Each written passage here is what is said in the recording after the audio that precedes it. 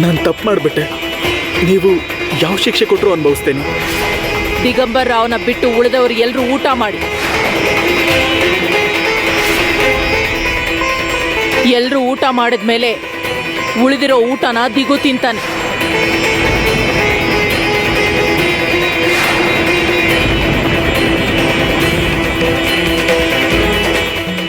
ಸಕ್ಕು ಪ್ರತಿದಿನ ಮಾಡೋ ಕೆಲಸಗಳನ್ನೆಲ್ಲ ಈ ಕ್ಷಣದಿಂದ ನೀನ್ ಮಾಡಬೇಕು. ನೆನ್ಪಿಟ್ಕೋ.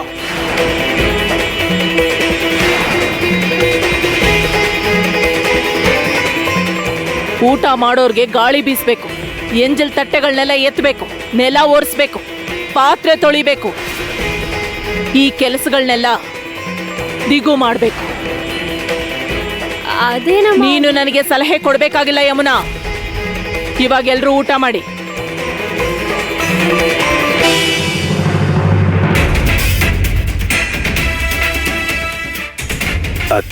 ಊಟ ಮಾಡಿ.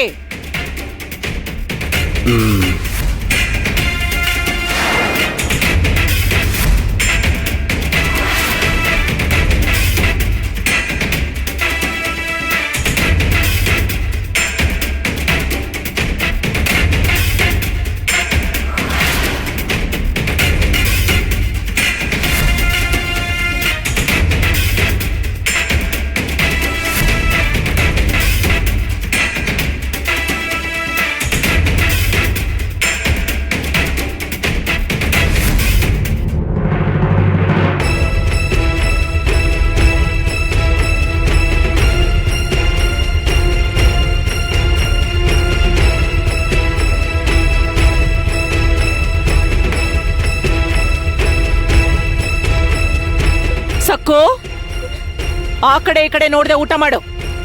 ಅತ್ತೆ, ಅವ್ರಿಗಿಂತ ಮುಂಚೆ ನಾನು ಹೇಗೆ ಊಟ ಮಾಡ್ಲಿ? ಇದು ನಿನ್ನ ಅತ್ತೆಯ ಆಜ್ಞೆ. ಅನ್ನ ಪರಬ್ರಹ್ಮ ಸ್ವರೂಪ. ಮಾತಾಡದೆ ತಿನ್ನು.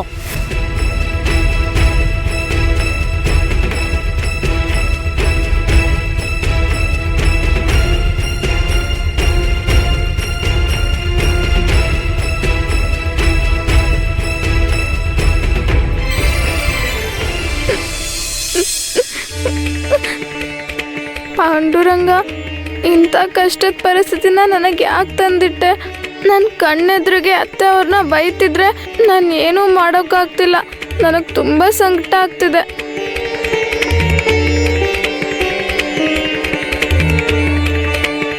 ಅವ್ರು ಇರು ಅಂದ ತಕ್ಷಣ ನಾನು ಯಾಕೆ ತಲೆ ಆಡಿಸ್ದೆ?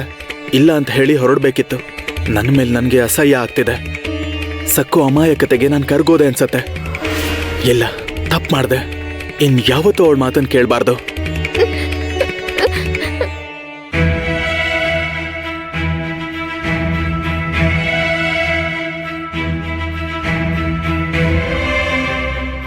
ಏನಂದ್ರೆ?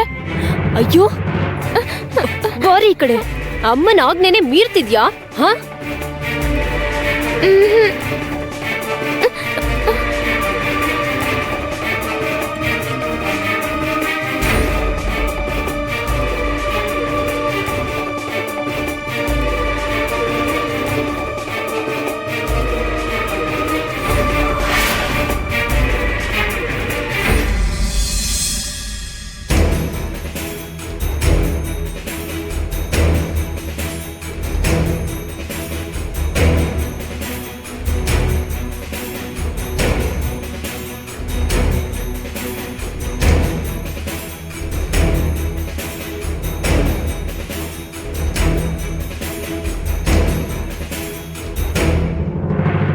ಪಾಪ ದಿಗು ಅಮಾಯಕ, ಅನ್ಯಾಯವಾಗಿ ಬಲಿ ಆಗ್ಬಿಟ್ಟ.